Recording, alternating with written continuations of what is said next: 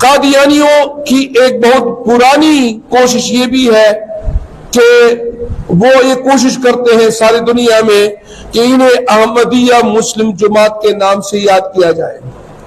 یعنی نام بھی احمدیت ہو اور ساتھ مسلم بھی لگاؤ، حالانکہ قادیانیوں کے ساتھ مسلم کا نام لگانا اسلام کی توہین ہے، مسلمانوں کی توہین ہے، اور امتناع قادیانیت آرڈیننس کی وجہ سے قادیانی اپنی جماعت کو مسلم کا نام استعمال نہیں کر سکتے۔ یہ اسلام کی مسلمانوں کی نشانی ہے، لیکن باوجود اس پابندی کے قادیانی ہمیشہ یہ کوشش کرتے آ رہے ہیں کہ ان کی جماعت کو نام دیا جائے احمدیہ مسلم جماعت، اگرچہ متفقہ طور پر پوری دنیا کی مسلمانوں نے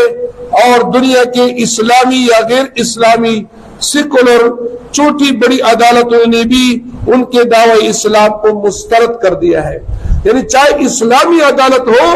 چاہے غیر مسلم ممالک کی عدالتیں ہوں، تقریباً تمام عدالتوں نے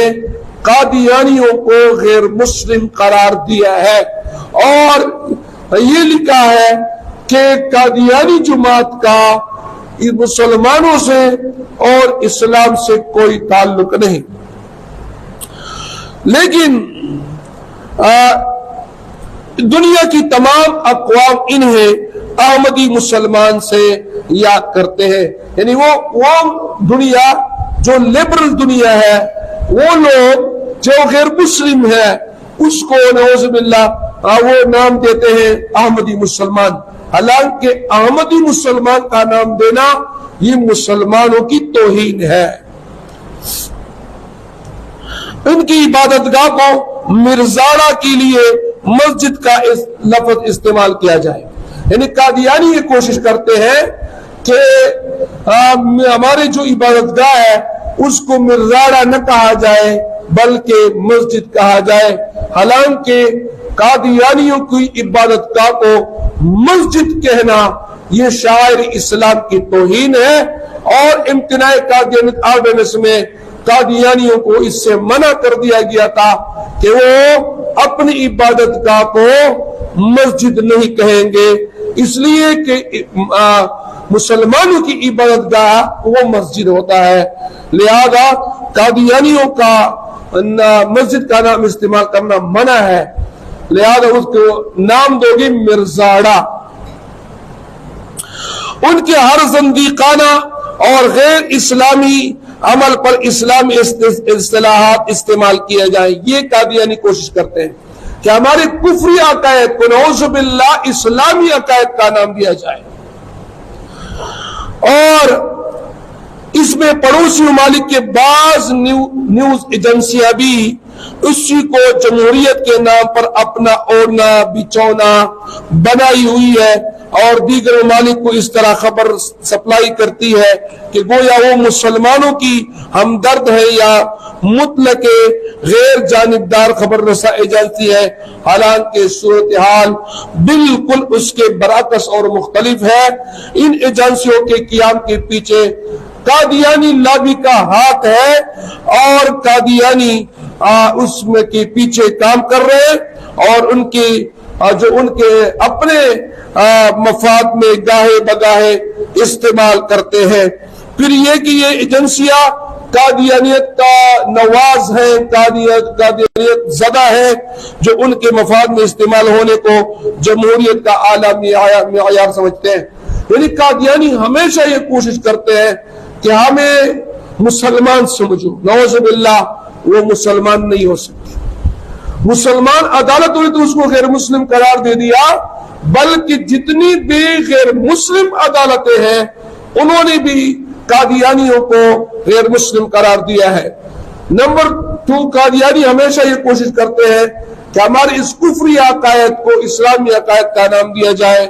لہذا الحمدللہ آج تک اس کی یہ کوشش کامیاب نہیں ہوئی۔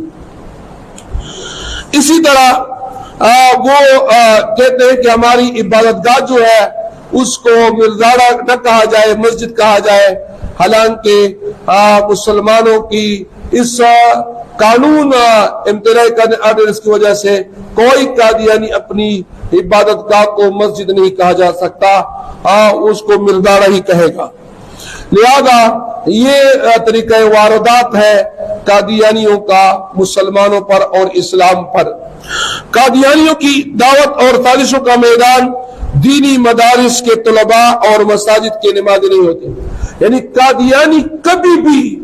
دینی مدرسے کے طالب علم کے سامنے باتیں نہیں کرتے، نہ اس مسلمان کے سامنے باتیں کرتے ہیں جو 5 وقت نمازی،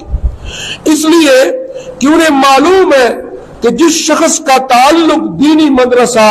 مسجد، علماء کرام اور مذہبی جماعتوں سے تھوڑا بھی تعلق ہو،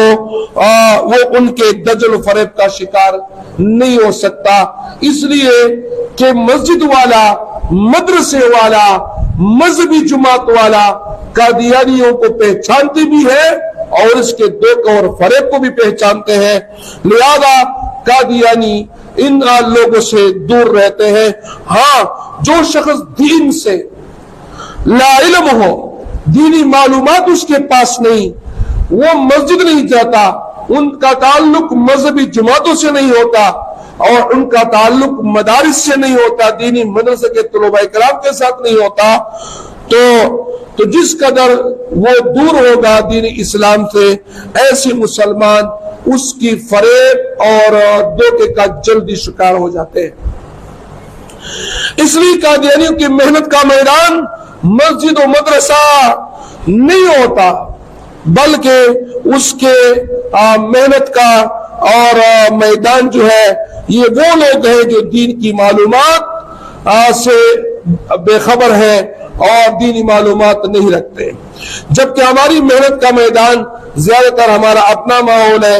اس ماحول میں بھی محنت کی ضرورت ہے کہ اس سے ایمان میں پختگی آتی ہے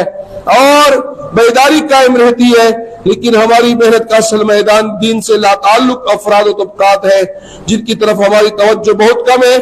اس لیے ہمیں اپنی جدوجہد ترجیحات کا سر نو جائزہ لینا چاہیے اور ان لوگوں کو خبردار کرنا چاہیے جن کا تعلق مسلمانوں سے، مسجد سے، مدرسے سے، مذہبی جماعتوں سے کم ہے، ان کو خبردار کرنا چاہیے کہ بھائی قادیانی جو ہے وہ نہ مسلمان ہے،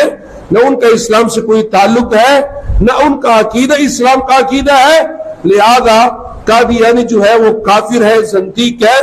اور قادیانیت کا اسلام سے کوئی تعلق نہیں۔ مرزا غلام احمد قادیانی ملعون یہ کافر تھا اور جھوٹا نبوت کا دعویٰ کیا تھا، تو اس کے وہ بھی اور اس کے ماننے والے سارے کافر ہیں اور اسلام سے کوئی تعلق نہیں۔ اس طرح سیدھا سادہ مسلمانوں کو خبردار کر کے اس کی ایمان کا تحفظ کرنا چاہیے۔